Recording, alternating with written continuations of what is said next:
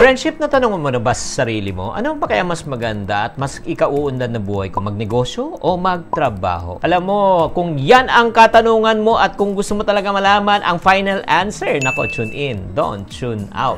Hi there! This is Chinky Tangan, yung pambansang wealth coach. Thank you very much for tuning in to this channel. So sa video na ito, pag-usapan po natin ang comparison, ang pros and cons ng pagnegosyo at pagtatrabaho. Alin kaya sa dalawa ang pwedeng ikaunlad natin ng buhay? So lahat naman po tayo ay may mga pangarap sa buhay. Agree? O, sino po sa atin ang nakikinig at nanonood dito, will agree with this? Magkaroon ng sariling bahay. Yes, di ba? Sasakyan, mag-travel, magbigay ng magandang edukasyon para sa mga anak, di ba? At hindi lang yan, makatulong sa kapwa.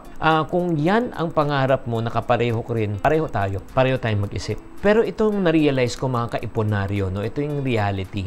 The bigger the dreams, the bigger the challenges. Do you agree? Kung mas malaki pangarap mo, mas malaki ang gagastusin mo. Kung maliit ng pangarap mo, payak ng pangarap mo, maliit lang gagastusin mo. Pero yun nga, sa totoo lang, kung ikaw ay may trabaho at may kinikita ngayon, congratulations. Yes, may job ka, congratulations. The reality is this: your sweldo is good, but we need cash. Hindi talaga, kung may pangarap ka, like bahay, sasakyan, kailangan mo. O sige, para mas ma-realize po natin, talagang kaya ba natin talaga maabot ang ating dreams, no? Sa pamagitan ng pagiging isang empleyado lang. Let's compute, let's be practical. Kunyari, 15,000 pesos ang kinikita mo per month. Neto pa yan, neto. Times 12 months in 1 year, that's 180,000 pesos ang kikitain mo per year. Siyempre, magtatrabaho ka from the age of 20 up to 60. 40 years ka magtatrabaho. So, 40 years times mo 180,000 annual income. Ang total lifetime income mo will become 7.2 million pesos. So, with 7.2 million pesos, matanong kita, kababayan kong OFW, yung mga retirees na malapit o yung mga young professionals, with 7.2 million, makakabili ka na ba ng bahay, sasakyan, travel? Yes or no? Pag ang sagot mo ay oo, look at me.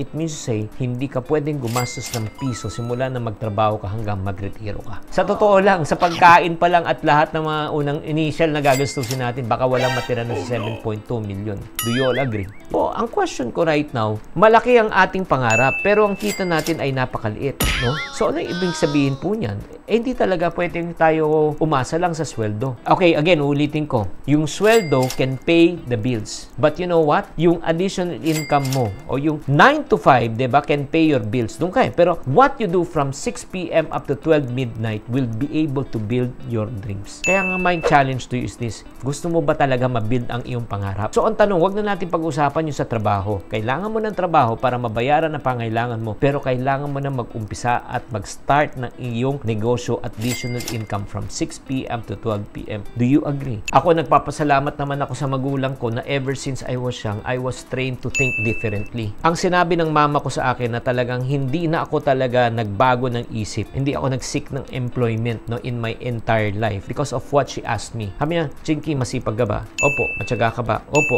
Gagawin mo ba lahat para ikaw yumaman? Opo. Ito yung sinabi ni mama. Guys, bakit mo pagyamanin ang ibang tao kung kaya mong pagyamanin ang sarili mo?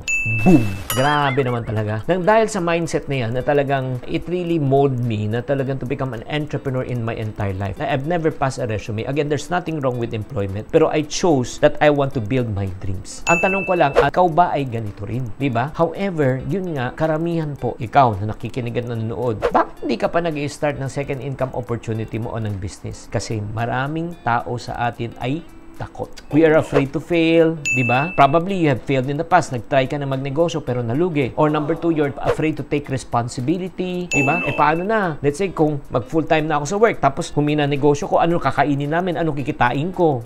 Ganun ka ba? Or number 3, you're afraid of rejection. Di ba? Ayaw mo masaktan. Or you're afraid of starting all over again. Okay na ako dito, Chinky. Secure na ako dito di ba? Established na ako dito mag-uumpisa ako muli. Or they might be afraid, or you might be afraid that you are not going to do the right thing. So, ito lang sabihin ko po sa inyo. If fear will be the one dictating you to start something, you know what? You say goodbye to your dreams. Believe me. Magtrabaho ka from 20 to 60, 40 years, lahat ng susweldohin mo, kapos pa. Kaya nga, ito nga challenge ko sa inyo. What if there is a way that there will be experts who will help and guide you to succeed in starting your business? What if I can show you a blueprint that you can follow so that it can increase your chances of success in business? Game ka ba?